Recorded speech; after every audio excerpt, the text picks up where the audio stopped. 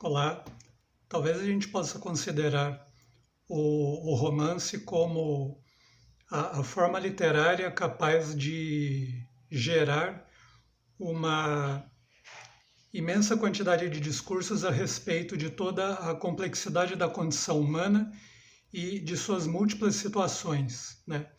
E ao mesmo tempo há uma peculiaridade no que diz respeito à relação entre as pessoas e os romances, do ponto de vista da maneira como essa arte é apreciada e que diz respeito ao fato de que todos eles são lidos na solidão da individualidade de cada um de nós. Ainda que haja vários momentos em que os leitores possam se encontrar e trocar impressões e discutirem a respeito de um determinado livro que esteja sendo lido por várias pessoas, né?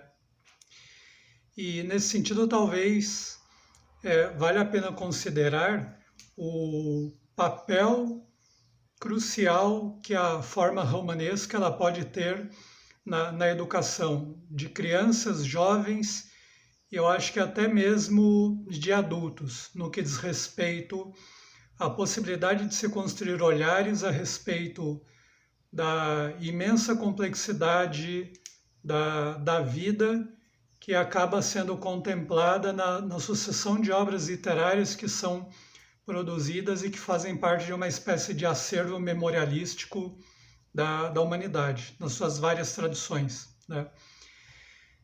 E nesse sentido,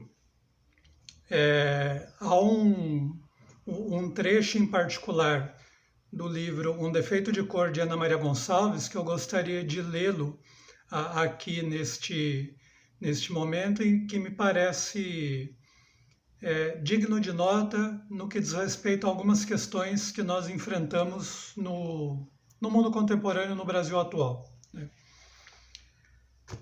O Xumaré não é homem nem mulher, mas as duas coisas juntas.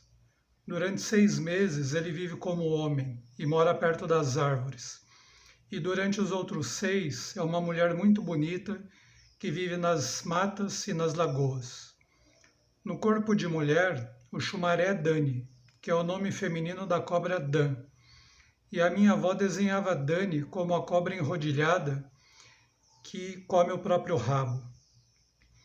Ela dizia que essa cobra, sem começo ao fim, é a mesma coisa que o trabalho de Xumaré, que não pode parar de levar as águas até o céu, de onde elas tornam a cair, e para onde ele torna a levá-las sem descanso. Era uma Dani que a minha avó estava tecendo no dia em que os guerreiros apareceram na nossa casa em Savalu. Existem algumas peculiaridades interessantes no que diz respeito a esse pequeno trecho escrito pela Ana Maria Gonçalves, né? Antes de mais nada, a gente pode perceber que se trata de uma evocação memorialística de um determinado orixá que faz a ponte entre a neta e a sua avó, que já estava morta nesse momento da história.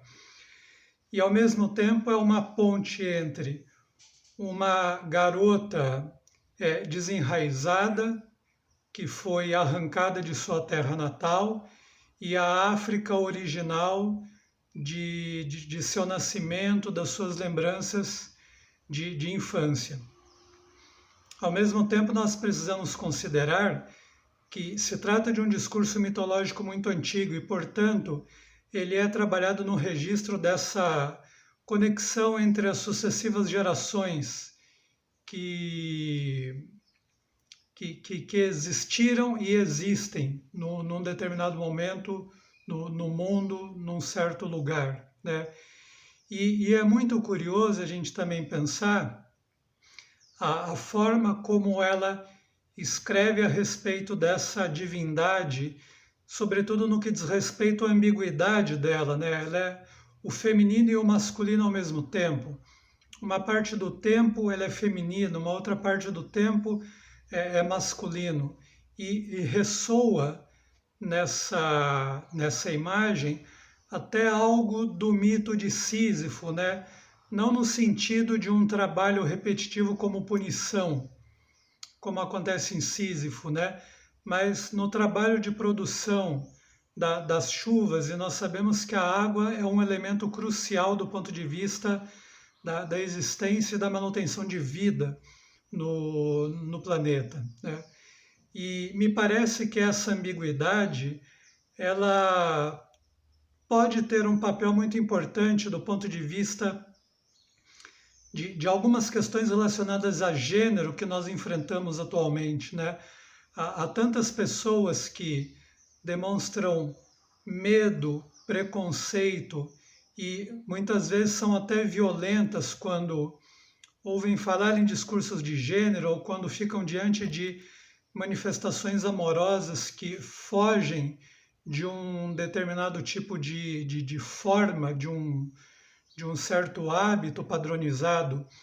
E o ponto central desse trecho que eu gostaria de destacar, ele tem a ver com o fato de que trata-se de um discurso mitológico reelaborado do ponto de vista romanesco, um discurso muito antigo, né, mas que pode ser usado pelas pessoas com a possibilidade de leitura e releitura de transformações e continuidades que acontecem no mundo e que acontecem na vida das pessoas, né?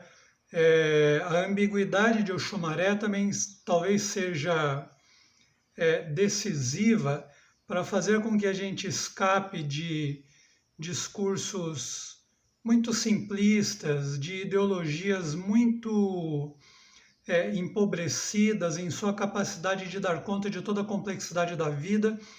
E aí, quando eu falo vida, tanto da complexidade da realidade externa quanto do espírito humano, né? E apenas para concluir, o ponto ao qual eu quero chegar é que nós não estamos carentes de discursos no mundo de hoje no que diz respeito à possibilidade que as pessoas têm de construir interpretações e de ancorar a sua vida com autonomia. Nós temos uma riqueza de discursos imensa. Talvez o ponto crucial seja preparar as pessoas para que elas sejam capazes de se apropriarem desses discursos na construção de narrativas que permitam uma certa interpretação sobre as suas próprias vidas e de narrativas que podem e talvez muitas vezes obrigatoriamente elas vão passar por transformações na medida em que as nossas próprias condições de vida se transformam ao longo do tempo, né?